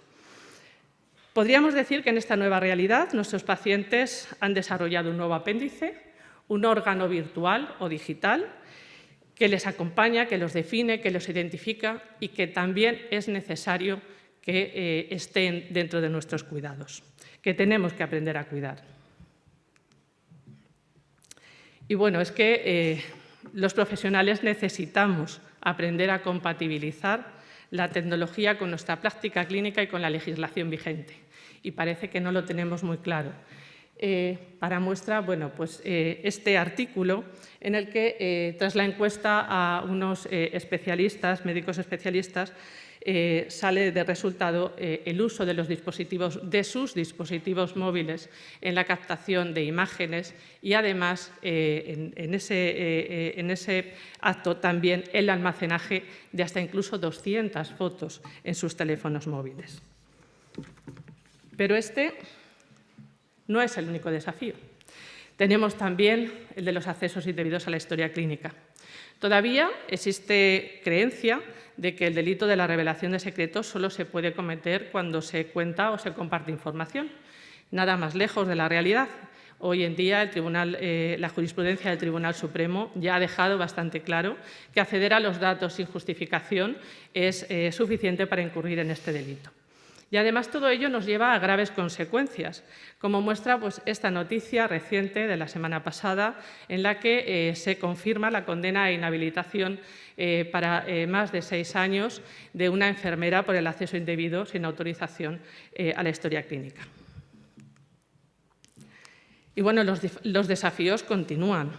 Es preciso que los profesionales actualicen y se adapten al nuevo contexto digital, impulsado por nuevas iniciativas, como pueda ser el Espacio Europeo de Datos Sanitarios. Este espacio promueve una historia clínica digital interconectada, tratamientos de datos primarios y secundarios, la incorporación de nuevas formas de ejercer la autonomía para los pacientes, como es con el derecho de output. Y bueno, al mismo tiempo nos viene otro desafío, la ciberseguridad. Se convierte en un aspecto de vital importancia, no solo para garantizar la confidencialidad y la seguridad de la información, sino que porque una brecha de seguridad puede provocar también la indisponibilidad de datos esenciales para la atención del paciente e incluso paralizar un sistema de salud. Todo ello es en un contexto en el que el sector sanitario se ha convertido en uno de los principales objetos de los ciberataques y, por lo tanto, esto pone en riesgo no solo la confidencialidad de los pacientes, sino también la salud de la propia población. Sí. Y con ello pues, continúan desafíos. La necesidad de reforzar la formación en competencias transversales, como pueda ser protección de datos, bioética, competencias digitales. Es fundamental poner a disposición de los profesionales recursos que sean intuitivos y seguros. Se deben de implementar prácticas seguras en la gestión y en la utilización de los datos. Se debe de evitar el uso de dispositivos ajenos o a la sombra de las propias organizaciones para poder garantizar un control real y una adecuada protección de la información. Igualmente, se debe de empezar a ser consciente de la necesidad de utilizar dispositivos digitales en salud que tengan una certificación, un marcado CE o un producto sanitario. Es necesario hacer un uso responsable de las redes sociales y no emplear dispositivos personales en el ámbito profesional. Y por encima de todo eso, es imprescindible mantener una reflexión ética constante en un mundo que está en continua transformación. Y con ese objetivo, la Comisión Deontológica Nacional de Enfermería ha elaborado esta guía que les animo a que descarguen y lean sobre las consideraciones sobre la confidencialidad como responsabilidad profesional. Muchas gracias. Muchas gracias, Sonia. A continuación, Taira Velasco va a presentar renovación del Código Deontológico de la Enfermería Española como requisito de excelencia profesional. Cuando quieras. Muchas gracias, Javier. Buenos días. Lo primero, agradecer al Comité Científico la posibilidad de juntarnos del proyecto que llevamos haciendo desde hace ya casi 2 años y medio. Y para ello, vamos a intentar situar lo que sería la deontología desde el punto de vista conceptual, si queréis efectivamente el mando, que es lo mismo ahora, a ver, sí. Perfecto. La deontología son las normas éticas de obligado cumplimiento, en este caso, que van a regir la autorregulación de las profesiones en la búsqueda de la excelencia. Esto es fundamental. Tenemos distinta normativa a nivel nacional, comenzando con la Ley de Colegios Profesionales en el 74, la Constitución, y posteriormente los estatutos generales en este sentido y de los colegios profesionales. Y todo ello se regula a través de los códigos deontológicos. En este caso, como ven, también soy bastante con lo que serían las imágenes simbólicas, me gustaría que relacionen el código deontológico como esa brújula imprescindible que debe guiar la conducta de los profesionales, fundamentalmente porque hemos adquirido unos compromisos con la sociedad de mantener, como decíamos, esa excelencia. Por tanto, ¿qué enuncia en este caso el código? ¿Qué contiene? Derechos de los pacientes. Tiene que estar basado, por tanto, en normativa vigente. En ese sentido, también declara qué deberes tenemos por parte, como decíamos, los profesionales con la sociedad, pero también expone nuestros derechos. En ese sentido, establece unos límites de comportamiento, líneas rojas, que si sobrepasan, en este sentido, caeríamos en una posible sanción. Y, por último, el objetivo principal, que es orientar a los profesionales sanitarios. ¿Y por qué es necesario renovar un código deontológico? Bien, los códigos deontológicos tienen y deben incorporar todos los avances científicos, deben estar condicionados por los valores y principios de la época y, por tanto, es necesario que sean dinámicos. ¿Y por qué en enfermería? Pues bien, desde 1989, que se elaboró nuestro primer código deontológico, tan solo ha sufrido una modificación en 1998, pero relacionado con lo que sería la estética, es decir, el contenido sigue siendo el mismo, pasamos del naranja al azul, el contenido es igual. Por tanto, les pregunto, ¿consideran que desde 1989 ha habido cambios sustanciales en el que haya influido la práctica en la enfermería? Pues en este caso nosotros, la Comisión, considerábamos que sí. ¿Y cómo renovarlo? Pues una de las funciones principales, en este caso para poderlo hacer, es que se tiene que crear una Comisión Deontológica Nacional, los cuales nos constituimos en 2023 y tengo el privilegio de poder compartir con todos ellos, que es un lujo de equipo y la mitad están por aquí además.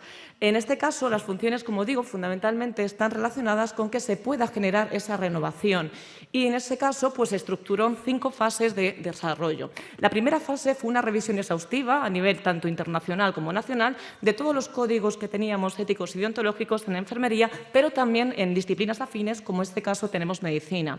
Posteriormente, consistió en la elaboración del borrador teniendo unas premisas fundamentales. Como decíamos, que tenemos que incluir toda esa normativa vigente, que son los derechos de las personas, pero es obligatorio que el contenido se sustente en la bioética. Y también relacionado con ello, con la estructura, si queremos que sea una herramienta, tiene que ser fácil, en este caso, de poder entender, tanto por los colegiados y por la ciudadanía, y se estructuran los 4 ejes principales de nuestro Consejo Internacional, que es quien nos marca lo que serían esas pautas de actuación. Bien, tercera fase, esto queremos que sea participativo, es decir, que recoja el sentir no solamente de los profesionales, sino también de lo que espera la sociedad de las enfermeras. Para ello, abrimos un periodo de audiencia pública en el que buscábamos, como decía, la participación de todo, el colectivo, sociedad, y a través de una plantilla que partimos de la que ya se había hecho por parte del Consejo Internacional de Enfermeras en su última renovación en 2021, la adaptamos a nuestro entorno y buscamos, como decíamos, el poder generar en este sentido una estructura que permitiera recoger todas estas aportaciones. ¿Cómo lo hicimos? A través de las comisiones deontológicas, y para ello creamos algo que consideramos principal y fundamental, una red nacional de comisiones deontológicas en noviembre del 2023, en el que también agradezco muchísimo que también hay por aquí pues miembros de esas comisiones deontológicas, cuyo objetivo, como decíamos, fundamentalmente era unificar esas aportaciones, puesto que cada colegio lo que tenía que remitir al Consejo General y, en definitiva, a la Comisión Deontológica era un documento por colegio. Se recibieron un total, por parte de la difusión también importante, se hizo una difusión en prensa, tanto lo que sería en digital y en prensa escrita, y también se colgó en todo lo que era la página web, tanto del Consejo como de los distintos colegios profesionales. Con respecto a las aportaciones, recibimos 1.337, correspondiente en este caso a la participación de 41 de los 52 colegios, en el que pues, se destaca la participación como nuestro objetivo nos habíamos planteado, tanto, como digo, de los colegiados, comisiones, juntas de gobiernos, asociaciones, sociedades científicas y también comités de ética, muy importante para poder tener esa visión integral. Las aportaciones hubo de colegios y, en este caso, también ciudadanos que consideraban que estaba perfecto, pero en este sentido la mayoría fueron en torno a 11 aportaciones por articulado. Y en ese sentido les traigo las que más aportaciones se recibieron con respecto al preámbulo, al artículo relacionado a la salud mental, ha salido en la anterior mesa, artículo relacionado con la diversidad sexual y de género, también en este congreso se está abordando, y otro aspecto fundamental relacionado con lo que sería la violencia hacia las mujeres, todos ellos nuevos artículos y deberes, por tanto, que tenemos las enfermeras para mejorar dicha atención. Y otro aspecto relacionado con la objeción de conciencia. Bien, continuamos con esa elaboración de ese borrador final y en este sentido lo que se estructura finalmente, como digo, en ese preámbulo, 5 capítulos a raíz de ese Consejo Internacional, como decíamos, en el que consideramos clave el poder adherirnos a lo que serían esas pautas, 27 áreas temáticas, 107 artículos y también se llevó una revisión por parte de la unidad de diversidad de la Rovira y Virgil para también todo lo que sería esa parte necesaria de igualdad. Bien, estamos en la fase final, aprobación del documento. Pues no es tan fácil. ¿Por qué? En este caso, hay una normativa europea que se había no tenido en cuenta durante mucho tiempo, no solo en la enfermería, a nivel de todos los códigos deontológicos, que obliga a que se genere una revisión externa por parte de la Comisión de Mercados con un test de proporcionalidad. Bien, pues estuvo dando vueltas cuál era la mejor opción. En este sentido, antes de que se apruebe por parte de esa Comisión de Mercados, vamos a de nuevo mandarlo a lo que serían los distintos colegios. De ahí se volvió a recoger aportaciones, de aquí 118. Y en la revisión final se modificaron también algunos aspectos. Finalmente tenemos 108 artículos y una revisión última por la unidad de lingüística. El test de proporcionalidad, si les tengo que decir la verdad, es lo que más arduo nos ha llevado. ¿Por qué? Porque por cada artículo había que justificar idoneidad, discriminación, es decir, el código son 28 páginas, el test son 120. Todo aquel que quiera también lo tendrá disponible para poderlo ver. Finalmente esperamos que en diciembre se apruebe a través de la Asamblea General, que es como está estructurado en estatutos, y la difusión a lo largo de todo 2026. El código fundamentalmente establece esos deberes que consideramos esenciales por parte de las enfermeras, que también, como hemos dicho, han salido a lo largo de lo que sería la página, y aquí tienen para poder descargarlo, en este sentido el web con el cual lo tenemos, sin olvidar, como decíamos, que es imprescindible que tanto deontología, código deontológico y la bioética se integre, en este caso por parte de las enfermeras, para, como decíamos, tender a esa excelencia. Muchas gracias. Gracias.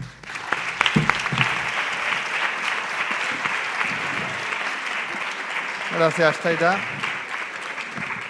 Bien, y ahora pasamos de estos aspectos tan duros de la deontología a unos aspectos un poco más lúdicos con la comunicación que presenta Teresa Esteban Galvete, titulada La bioética a través del cine desde hace 18 años, una experiencia docente y divulgativa.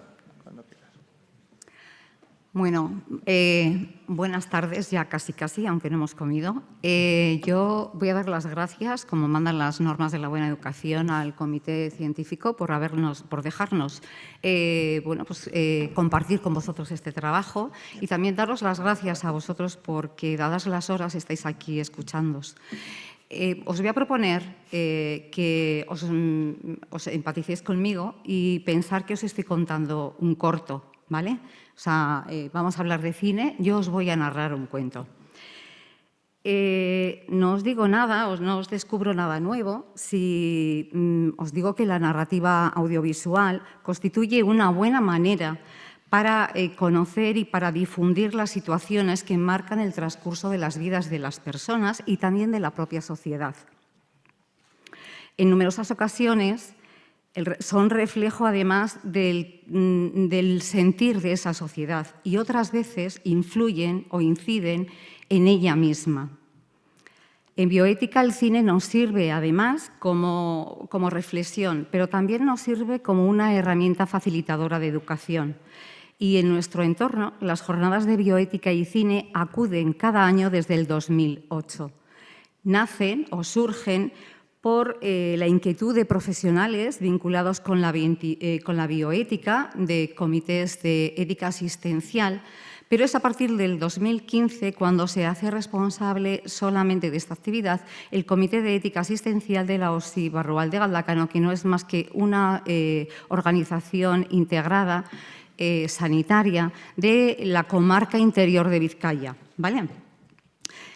Son unas jornadas que son, como ahí bien pone, son anuales, son 3 sesiones, están dentro del plan docente, están acreditadas, y nuestra pretensión, nuestro objetivo era y es, por un lado, docente, y por otro, además de docente, era también divulgativo, ¿vale? Nosotros decimos que son un cineforum singular. ¿Por qué? Pues porque duran 3 horas. Y hay una introducción al tema con uno de los ponentes invitado a hacerlo. Después se proyecta la película, el cortometraje o el documental, y después pasamos a un debate. ¿Y a quién está dirigido? Pues mirar, está dirigido a todos los profesionales de cualquier ámbito, y además está también dirigido a la ciudadanía en general, a los ciudadanos que estén interesados. Temáticas. Pues en todo este tiempo las temáticas han sido múltiples y muy variadas. Aquí he puesto algunas de ellas, como pueden ser la ética de la información de las organizaciones sanitarias, o la violencia sutil o indirecta, la toma de decisiones al final de la vida, bueno, numerosas de ellas. Y en cuanto a los films proyectados, pues os he querido poner 2 carteles anunciadores cada uno de las jornadas, donde se ven las 3 sesiones, pero es que además luego se publicitan individualmente, con la película, el tema y los ponentes, y una pequeña introducción que hacemos de ella. Y quiero, con esta pequeña diapositiva, hacer un agradecimiento a todos los ponentes de diferentes índoles, de diferentes ámbitos, que nos han ayudado a que estas jornadas tengan la calidad que tienen. Y que sean también acogidas. Aquí hay del ámbito profesionales universitarios, profesionales sanitarios, asociaciones, pacientes, familiares. También hay gente que está sentada entre nosotros, ¿no? Muy vinculada y con gran calado en la bioética, que no solo han ido una vez, sino que 2 o incluso 3 veces, ¿no? Mi pequeño homenaje. Bueno, nosotros hemos querido además dar un paso más y queríamos testar estas jornadas. Son 17 y 18 años, queríamos testarlas. ¿Y qué hemos hecho? Bueno, pues queríamos medir la utilidad de las jornadas que os estoy comentando como herramienta divulgativa y también como herramienta educativa. Y además queríamos conocer si con ella se promovía la reflexión moral entre los profesionales sanitarios y también entre los usuarios de los servicios sanitarios. ¿Qué hemos hecho? Pues al final realizamos un estudio descriptivo de estas jornadas y para ello utilizamos un cuestionario de 16 ítems que está categorizado en diferentes categorías, como habéis visto, confort, aplicabilidad, pues, cuestiones generales, porque también había 2 preguntas abiertas, ¿vale? Una sobre aspectos de mejora o áreas de mejora y otra sobre aspectos más positivos, ¿no? Llevamos a cabo, para tomar los resultados, lo que hicimos fue un estudio estadístico, ¿vale? Donde los resultados se presentan con medidas de dispersión y central para las variables cualitativas y con frecuencias, para las variables cuantitativas, tendencias central y dispersión, y para las variables cualitativas, pues por frecuencias. Perdonad, que estoy un poco nerviosa. En cuanto al análisis de contenido, pues nada, también lo llevamos a cabo. Efectivamente, la de las las preguntas abiertas, y lo hicimos por clasificación de categorías, en categorías. Resultados, pues mirar rápidamente, porque no tenemos tiempo, nos tenemos que ir a comer, que no tenemos palomitas.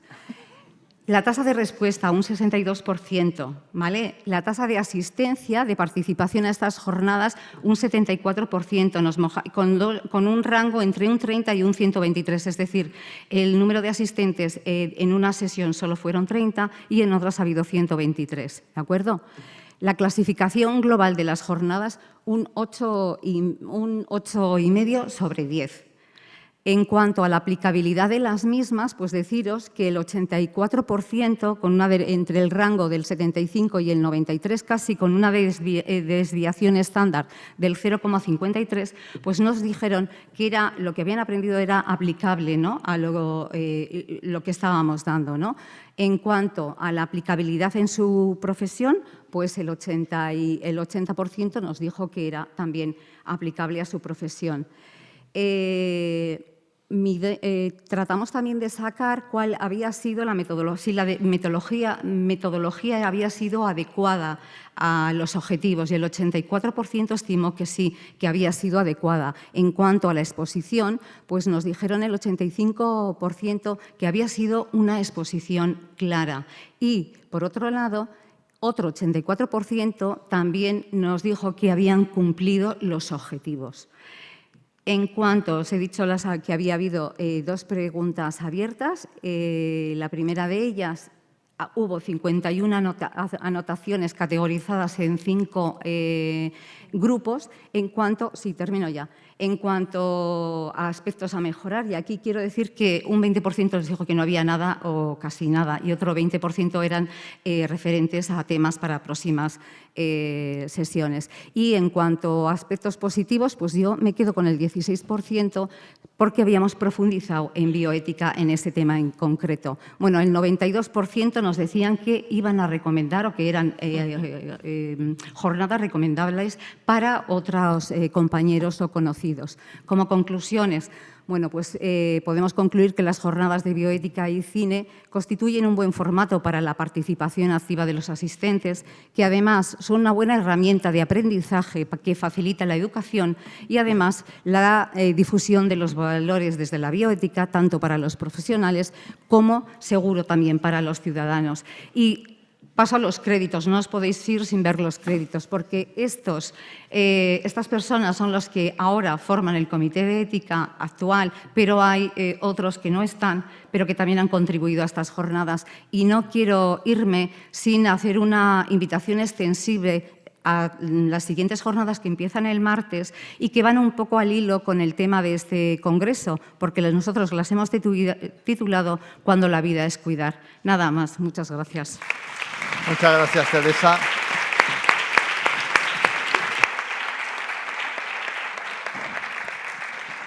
Estamos ya sobre el tiempo. Si hubiera alguna pregunta, alguna cuestión que queréis plantear, y si no, pues también ¿no? Hay que cuidarse y hay que cuidarnos, y yo creo que cada vez estamos más convencidos del autocuidado, y eso implica alimentarnos. Por tanto, si no hay ninguna pregunta, aprovechamos para comer. Es aquí abajo, ¿no? Donde hay. Perfecto. Pues nos vemos abajo en la comida.